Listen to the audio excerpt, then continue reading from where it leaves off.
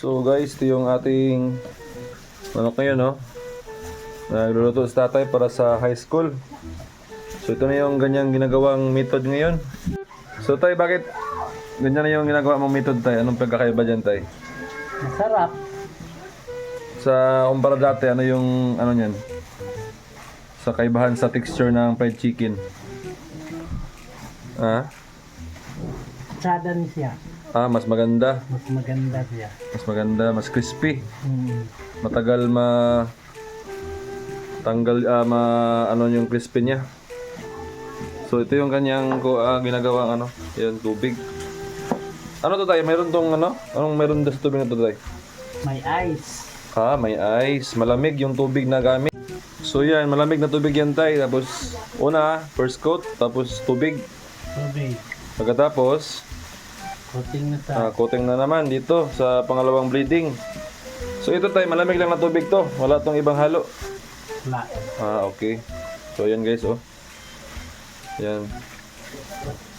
So after nyan dyan sa malamig na tubig, second coat ulit dito sa breeding mix pa rin. So baka magtaka yung iba kung magkaiba ba yun, tsaka ito. Tayo, magkaiba yun tayo? Hindi. Parehas lang? Parehas lang. Parehas lang. So wala pong pinagkaiba. So dalawang palanggana lang yung gamit para hindi magbuo-buo agad yung harina. So ayan. Ito pala yung kanyang ano, luto. Ilang piraso yan tay? Salang yan. 20. 20 piraso. So tingnan nyo mga kabitsin, ang ganda ng ano, ng resulta oh. So may epekto ba yun tay pagka malamig na tubig yung gamit kumpara sa ano lang, normal na tubig?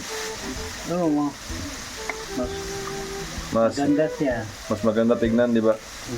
Parang may effect yung malamig na tubig na sausawan at ilagay sa mantika na mainit. Yan. So tignan natin guys yung kanyang finished product. So ito na yung kanyang finished product guys. Tingnan nyo yung kanyang luto. Ito yung isa. Ito. Ayan. Tingnan nyo. Maganda yung pagka-flaky niya. So nakuha nyo talaga yung ating turo sa kanya na magandang texture ng fried chicken. Ayan. Parang may corals. Napaka-crispy nito mga kabitsin. Ayan. So ang gamit pala namin ngayon ay dry with dry method na. Para po maganda yung kanyang texture. Crispy siya. Kasi ito kasi mga kabitsin, display lang to sa high school. So dapat kami mag dry with dry para hindi para matagal yung crispiness ng fried chicken. Pagka kasi wet dry at i-display pa namin at maabutan pa ng mga 1 oras o 2 oras, nawawala na yung kanyang crispiness sa wet dry. Pero ito mas maganda yung kanyang ano, tsaka mas malaki din tignan mga kabitsin kumpara sa wet dry. Medyo manipis lang kasi yung wet dry method, pero ito dry, wet, dry, medyo makapal yung kanyang breeding at malaki tignan yung ating fried chicken.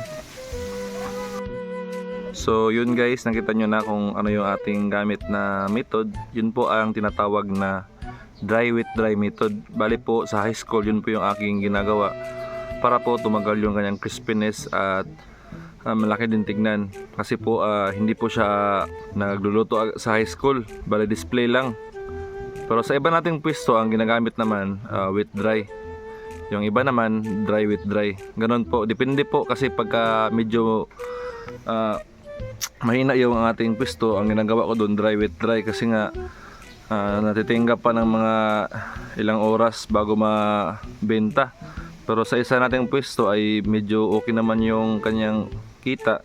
So okay lang din na wet dry. So nakadepende pa sa inyo. Marami tayong mga procedures na ginagawa, nakadepende po. At lalong-lalo na po pag may mga orders, kasi madalas dyan hindi pa nakakain agad, mga ilang oras pa, kaya mas mainam na yung dry with dry para yung crispiness niya ay mas tumagal at medyo malaki tignan. So yun lang mga bitchin, sana ay meron kayo akong mga idea at maraming salamat sa panonood.